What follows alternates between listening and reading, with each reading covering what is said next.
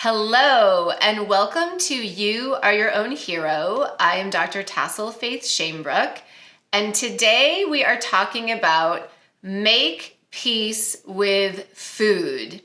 And I'm going to share with you 4 very powerful practices that can enable you to really shift, transform your relationship with food if you are challenged by that relationship. So it's the beginning of the year, and a lot of us may be thinking about losing some weight, getting into better shape, and then possibly even just shifting or transforming our whole relationship with food. So I'm going to start off by sharing my own journey of eating. And so growing up, probably it's not so uncommon, food was really the go-to in my family. I really saw family members reaching for food when they were bored, when they were sad, when they were procrastinating, when they wanted to celebrate, family gatherings, obviously. So food in my family was really a catch-all, go-to panacea for whatever is bothering you or anything you want to celebrate. Just eat already. So for me, I've always loved food, and I think actually I'm a super taster, and this is where you actually have more taste buds on your tongue than is the average. You might have 2 to 3 times the average amount of taste buds. So the tasting experience is even extra pleasurable for a super taster, and I think I am a super taster. So it makes it even more challenging to make peace with food. But I've always tended to turn to food as a best friend. Someone I could always count on, no matter what I was feeling, to at least temporarily feel a little bit better.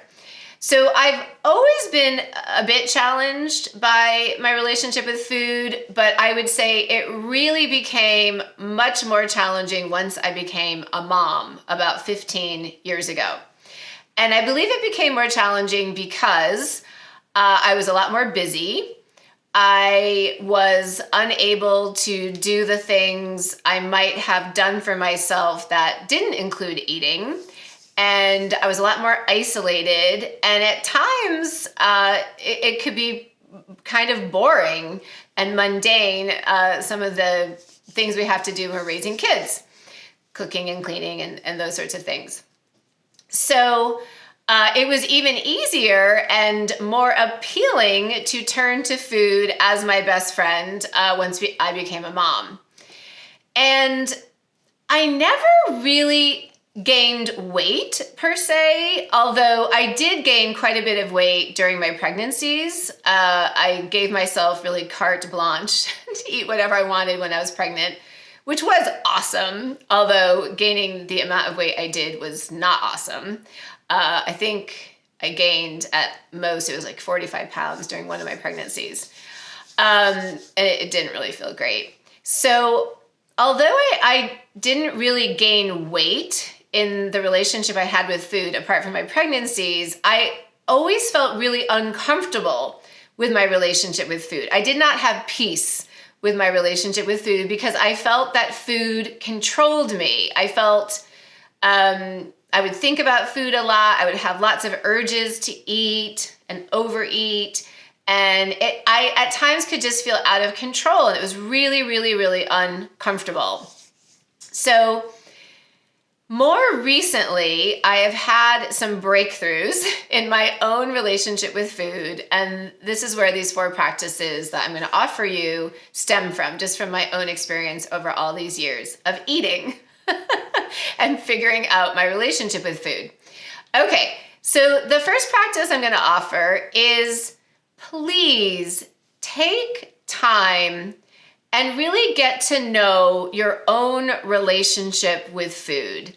And in a way, just give yourself permission to sort of tune out everyone else's relationship with food and the way everybody else eats and the suggestions everyone else may give you. Just come back to yourself and your body and tune in and notice and be aware of your own relationship with food. So I'll just share that personally. For instance, I was a vegan, vegetarian for over 20 years.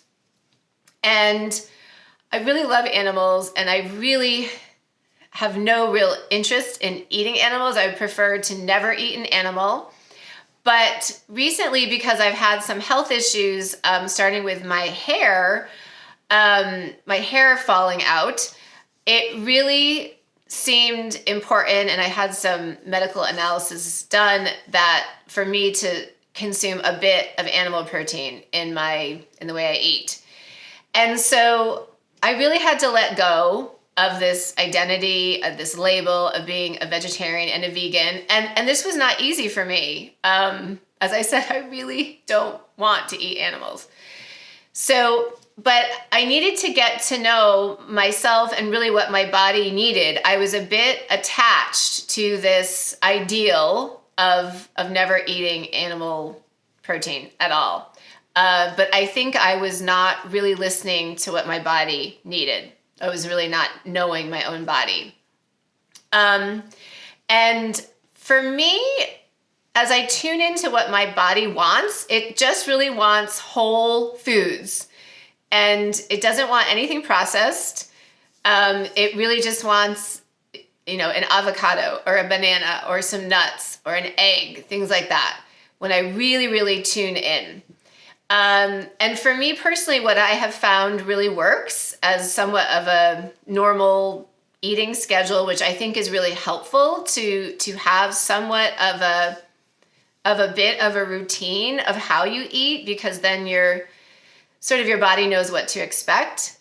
For me personally, I have found that sipping soup broth during the day and then having usually just one sort of large meal at some point during the day seems to really work well for my body. And I really enjoy intermittent fasting, which this allows me to do. And there's so many health benefits of intermittent fasting. And I might do just another video just on that.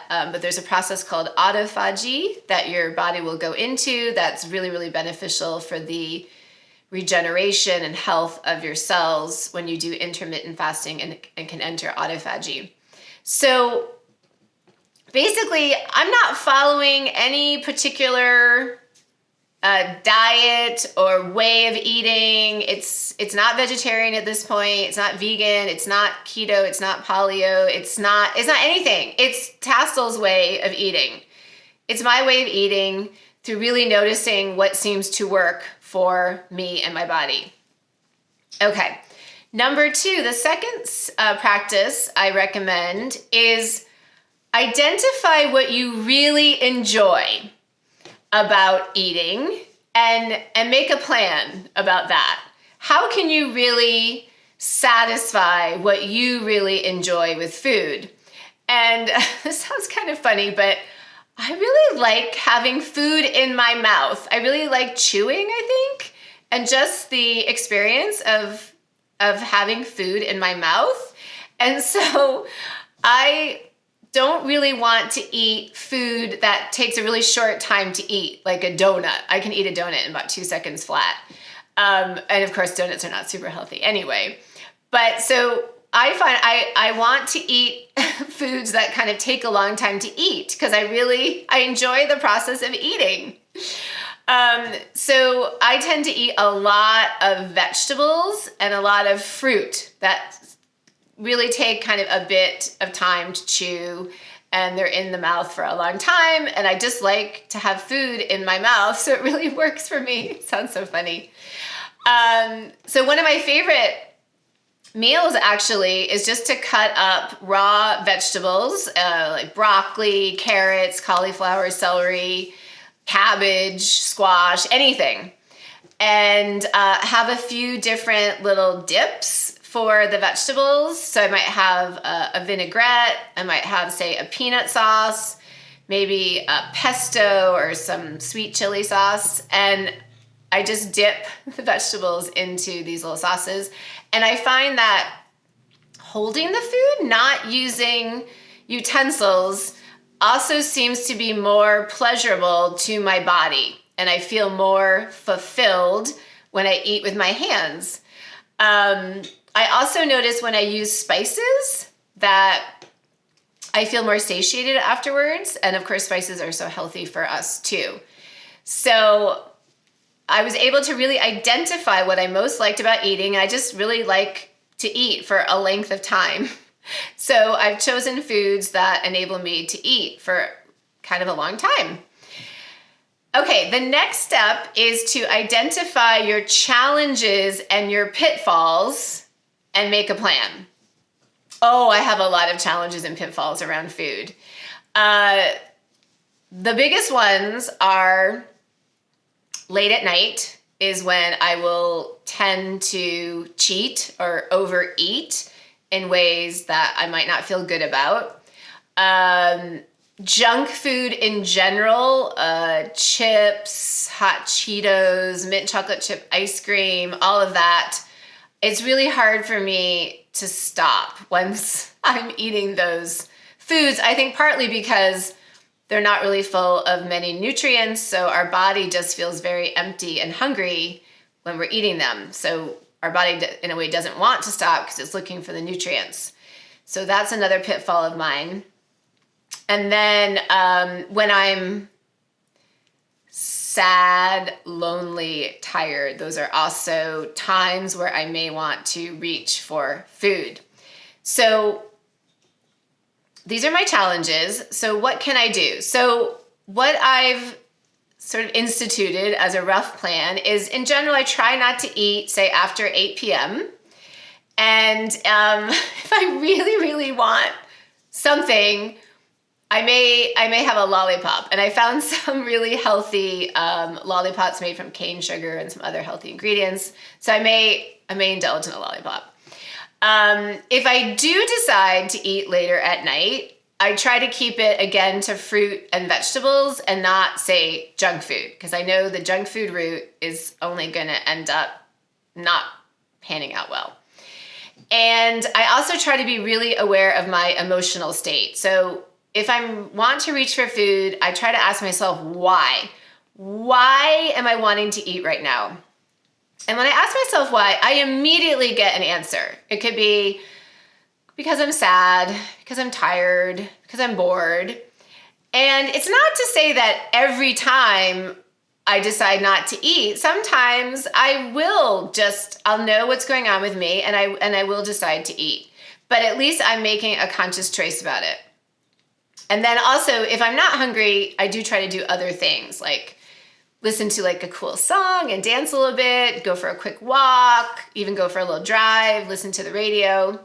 And with junk food, my guidance gives me this phrase, controlled substance. Junk food is a controlled substance for me. I need to make it a controlled substance. I need to be very sort of mindful about how I eat it. And if I really want to have some junk food, say, put it in a bowl, one portion size, and not, say, have a bag of chips, which is just very easy to keep eating. So know what your challenges are and make a plan accordingly. Okay, and then the last step is to make your relationship with food sustainable, something that you can do the rest of your life. So for instance, I do really love fasting and cleansing. I find it actually to be quite spiritual. I feel so much clarity and connection with spirit, and it feels really good to give my body a break. But what I see happening is sometimes if I fast and cleanse too much, my body rebels. My body is like, no, it's too much. And then I'll sort of want to overeat in a way to compensate for all that fasting. So I want to do what is sustainable and what is really highest and best for my body. So just to balance out, say, the amount of fasting and cleansing that I do. And then also to give my body some cheat days and some treats, what it might really have a yearning for that I might not normally eat in my daily diet. So often on the holidays and on weekends and lots of other times, I totally just eat whatever I want and not worry about it. But just in general, go back to this normal way that I have found of eating for me that really works for me. So I wonder if it's resonant if you took a few moments around these 4 practices. So just thinking about, what is my relationship with food? What can I really discern about myself with how my body seems to relate to food? And identifying what you really enjoy about food and seeing if you can really incorporate that into how you eat. And then identifying your challenges and your pitfalls and sort of making a plan about how to manage those. And make your relationship with food a sustainable one. So taking a few moments to really think about, how can I create a lifestyle with food that really can serve me and nourishes me and fulfills me and is something I can really do long term, that makes me and my body happy. And all of these, I think, can really contribute to you having more and more peace in your relationship with food. So thank you so much for joining me in this video. And if you liked the video, it would mean a lot if you liked it or subscribed to the channel. And we also have a really wonderful Patreon community, and there's a description about that information in the video description below. So thank you so much, and sending you every blessing with your beautiful relationship with food.